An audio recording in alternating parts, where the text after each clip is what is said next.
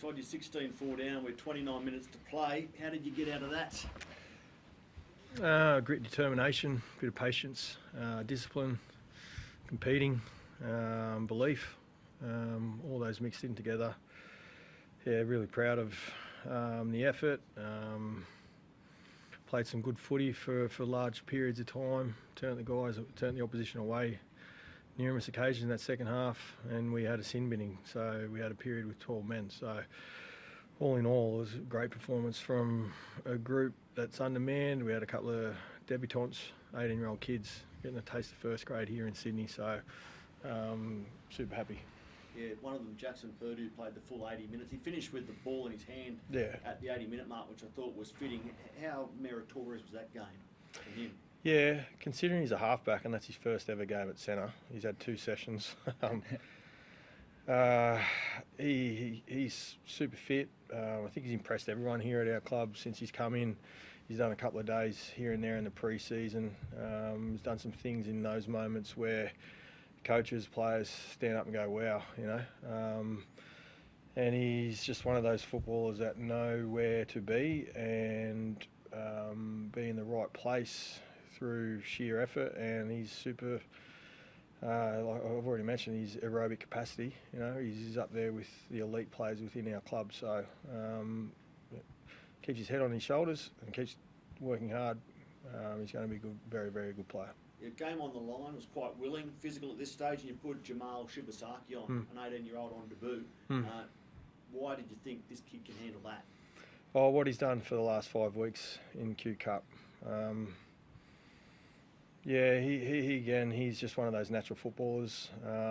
What I like about him going back and playing for the Mackay Cutters, that winning means something to him. He celebrates the small wins and the big wins. It's great for his family to experience that, and yeah, he's come a long way in 6 months.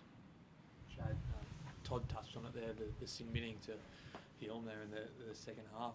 Can you just talk to what the chatter was like on the field at that point? Because it felt like, rather than sort of torpedoing you guys, it almost seemed to galvanise you. Yeah, I think, you know, to be honest, we've practiced those scenarios with guys in the bin, you know, since the pre-season, so it wasn't foreign to us.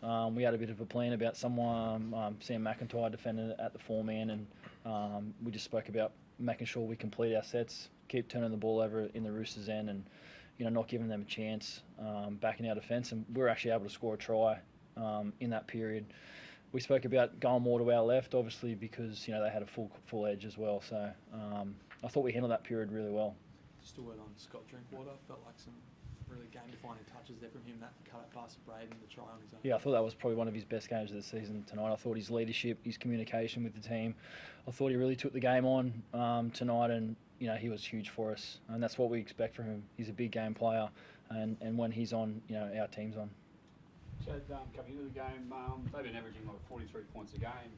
Had some big runners, you know, Dom Young out wide, Jay Manu obviously. You guys have been leaking a few. I don't know, how did you get your head around? Was coach you did during the week to shore up your defence? Yeah, we had a really good plan. We had you know, wrap the coaches. They prepared us really well. We had a really good plan about what we wanted to do and combat them. Obviously, you mentioned the back five, and we spoke about kicking the corners and limiting their ability to make metres, and I thought we did that, you know, pretty well all game, but importantly in that second half, especially at the back end of the game, where we were able to limit themselves coming out of their own end, and, you know, just really proud of the boys. But was the desire, or did you feel a bit more intensity or, you know, emotion? Yeah, well, you know, the Roosters challenge you physically, and if you're not up for the game physically, you know, a lot of times you get beaten. So, you know, we spoke about being up physically. We know the Roosters like to come through the front door. We wanted to tighten up our line and meet them with contact. So I thought we did that tonight. Our middles were tremendous, and also the decisions we made about how we ended our sets was tremendous as well. Todd, you had a bloke said at the sin bin there was a contact from Jared Warrior-Hargreaves on one of your fellas. Was it Thomas McHaley on the end of that? Yeah. He okay? Yeah, he's fine. Yeah. Yeah, just one of those things that through the run of play happened. Oh, you know, chance for the bunker to step in there, but they didn't. So just move on.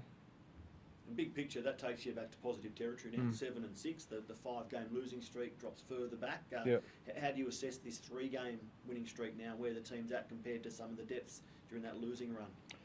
Yeah, look, we haven't put ourselves under too much pressure with our ball control, and that's why our defence is better.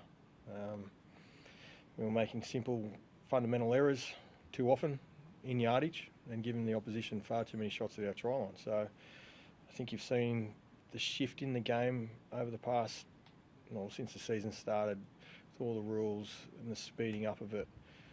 Possession's key, and the good teams are still conceding 20 points plus a game. When I say the good teams, I'm talking about the top 4.